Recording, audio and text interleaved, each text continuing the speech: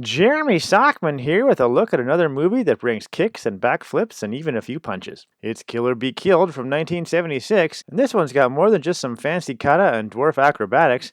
It's also got a message of healing for people dealing with past trauma. So let's take a look. Kill or Be Killed follows Steve Hunt, played by Bruce Lee's cheaper, whiter alternative, James Ryan. Seems he signed up to be as part of a secret karate team led by Baron von Rudolph, but gets second thoughts when all they do is train, so he takes off. But the Baron sends a man to bring him back, but instead brings back Steve's gal Olga as a bargaining chip. I want Steve. You will write him a letter telling him to return. If he rejoins my team, I will forget everything that has happened in the past. You never forget anything. You will write a letter. I must have Steve in my team. Looks like there's going to be a secret karate tournament with the best fighters from as many places as can be doubled in South Africa with stock footage. Fighters are recruited by Chico the Badass Dwarf and Mr. Miyagi, but not the Karate Kid version. Steve joins up with Miyagi to get back at the Baron and the brawl is on. There's honor and diamonds at stake here, but of course Steve is the toughest of all and manages to kick a whole heck of a lot of ass. The Baron takes off and Steve is hot on the trail. Spoiler alert, he beats up the final boss and the Baron bites a bullet to avoid the embarrassment of losing his own tournament. I will never lose! Never lose! I shall have them all in front of a firing squad! But General, it's not the way to... I have had enough of victory through defeat!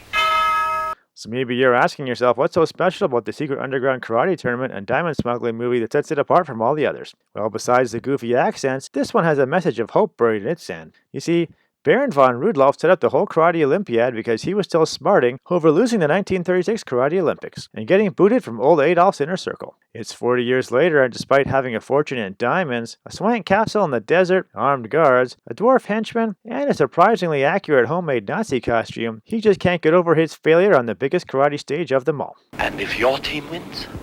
You must confess to my family and to the world that it was your treachery that cost me my rank and my honor. Your honor is still with you. I accept your challenge.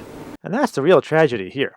He spends so much time and energy on trying to undo the past that he misses out on all the cool stuff he could be doing in the present, like watching his little pal entertain a room full of drunken karate killers. Instead, his obsession ends up ruining him, making him miss the fact that the other team had the hero of the movie on their side, so of course they were going to win. Better luck next time, pal. Order your guards to throw their weapons into the arena.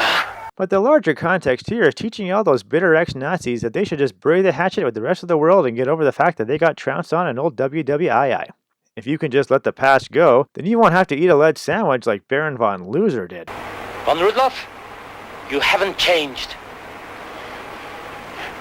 So in the end, Kill or Be Killed has a lot to like with some very white guys in some very white pants kicking the very white crap out of each other in a very white castle. But it's the tender promise of a life lived without regret that really sells this one. That's why I'm Jeremy Sockman, and I'm giving Kill or Be Killed my seal of approval. You are my only friend. After all these years, still only you and I. Not even Herr General. Do you remember it? Ladies and gentlemen, we introduce Chico and Chiquita. You have disgraced the German Reich.